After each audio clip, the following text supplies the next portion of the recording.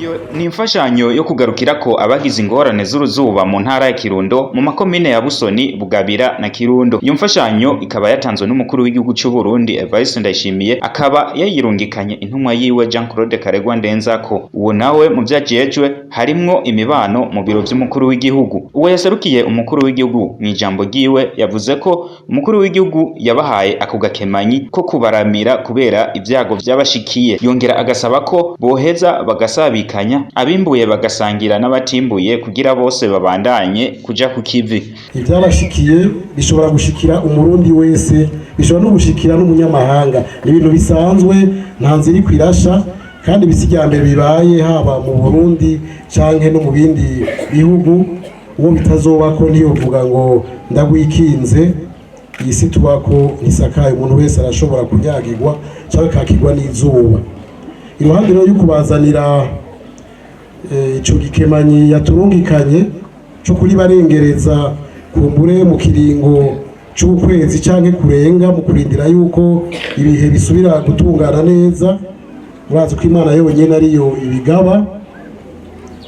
Arabaha n'ubutumwa, ubwo butumwa nabwo ubundi ubwa mbere no kubashimira ko mwihangana naho mwakiwe n'uruzuba, bamwe bakarima ntibimbure. Nawe turumva ngaha mu Kirundo, ngaha muri ivyo bice yagiye kwiba, yagiye gusahura mu ngo z'abandi. Mugume gutyo, inzara irahera igihe mu kibi n'igihera. Abashoboye kwimbura ku mitumba itashikiwe n'ivyo bibazo vy'uruzuba, bibuka abandi basabikanye n'abandi, amaguru akuranwa kuja imbere, nabo nyene bashobora gushikirwa n'ivyo mugabo nta numwe twovyipfuriza.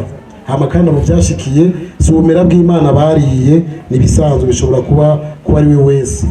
Hanyuma kandi turasaba mu bundi butumwa ico musabwa no kubandanya kuguma ku kivi, kuguma ku kivi mukavomera aho bishoboka, mugakingira ibidukikije uko biri mu bituma izo ngaruka mbi zose zijana n'ihindagurika ry'ibihe tuzirinda.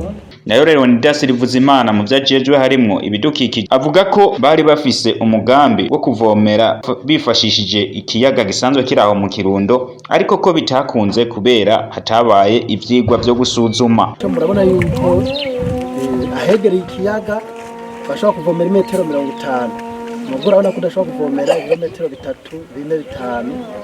Bisaba rero ubuhinga bukomeye, bisaba ivyigwa bikomeye kugira ngo dushobore kuduza aya mazi, dushobore kuvomera ku misozi.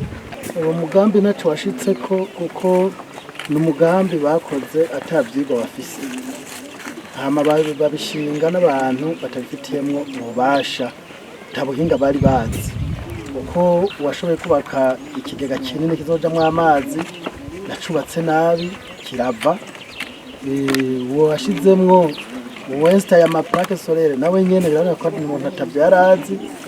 Mbere n'amapomo yo kuvomera bazanye ayadahuye n'ivyo baza gusoma. Mumenya ko imiryango yashikiwe n'ico cago irenga ibihumbi 22, umuryango umwe wose ukaba wari wandikiwe ibiro 15 vy'ibigori n'ibiro 5 vy'umuceri bisanzwe vyarungitswe n'umukuru w'igihugu c'u Burundi.